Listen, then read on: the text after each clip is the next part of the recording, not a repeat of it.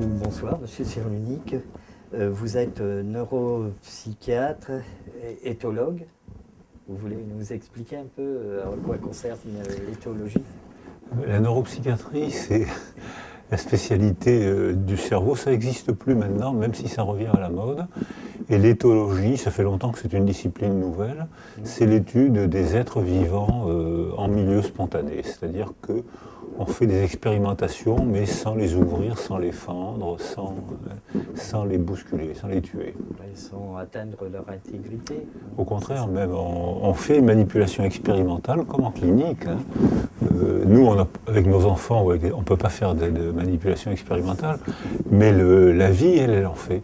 Donc on peut très bien observer les gens après une catastrophe naturelle, après un tremblement de terre, après une guerre, et on voit comment on peut récupérer plus ou moins bien ces gens. Pouvez-vous nous rappeler votre parcours succinctement et ce qui vous a conduit à fonder ce concept de résilience? Alors, depuis le début de ma spécialité, ou même avant, je m'intéressais au devenir des enfants abandonnés. Et on avait travaillé avec les enfants maltraités et avec les enfants abandonnés, on avait constaté que si on les entourait, ils ne devenaient pas du tout ce qu'on prédisait, à condition de les entourer. On n'avait pas appelé ça résilience, on avait fait des publications, on n'avait pas appelé ça résilience, et puis Amy Werner, une psychologue américaine, c'est elle qui a proposé la métaphore et qui a dit, mais dans une île d'Hawaï où les enfants n'ont ni famille, ni école, enfants des rues, agressés physiquement, sexuellement, qu'est-ce qu'ils deviennent 30 ans après 72% étaient fracassés, ce qu'on pouvait prévoir, hein. Mais l'étonnement, c'est que 28% avaient appris à lire et à écrire sans école, avaient fondé une famille, et n'était pas si déséquilibré que ça.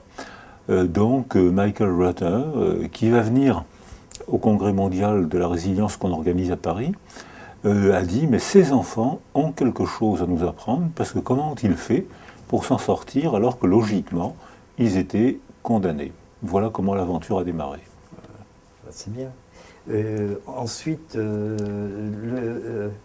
en quoi consiste alors la résilience? Si vous aviez à définir aujourd'hui, par rapport à ce que vous l'aviez défini il y a 5 ans ou 10 ans, vous avez tenu compte sans doute des expériences sur le terrain.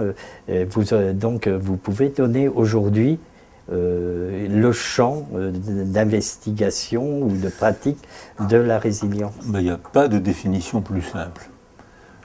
C'est la reprise d'un nouveau développement après un traumatisme. Voilà. Il ne peut pas y avoir plus simple. Alors maintenant, quelles sont les conditions de reprise? Alors ça, c'est moins simple.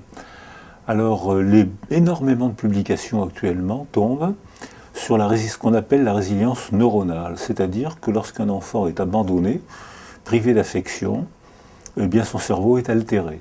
Comment on fait pour redéclencher un nouveau développement? Eh bien, on y arrive, il suffit d'organiser une nouvelle niche sensorielle autour de l'enfant. Pas tous, mais un très grand nombre, le cerveau reprend un nouveau développement. Ça, c'est la définition de la résilience neuronale. La résilience affective, on a des situations comparatives, des comportements, des questionnaires. Quand les enfants parlent, on a des questionnaires. Et on se rend compte que on peut apprendre à aimer. On peut très bien évoluer dans sa manière d'aimer, et on peut très bien le chiffrer avec des questionnaires ou avec des comportements si les enfants ne parlent pas. La résilience psychologique, les psychologues qui travaillent avec nous, ont les tests classiques, hein, les questionnaires, les tests de Rorschach, tout ça c'est validé statistiquement. Et puis on a ajouté aussi la résilience culturelle, parce qu'on s'est rendu compte que la culture était beaucoup plus importante que ce qu'on croyait. On savait que c'était important, mais pas à ce point-là. Et on se rend compte qu'il y a des cultures ou des familles qui empêchent la résilience à cause de stéréotypes, à cause de préjugés, alors que d'autres, au contraire, la facilitent. C'est-à-dire que la définition est enfantine, reprise d'un nouveau développement après un traumatisme. Les conditions actuelles sont neurologiques, affectives, psychologiques et socioculturelles, et toutes ces conditions sont évaluables scientifiquement.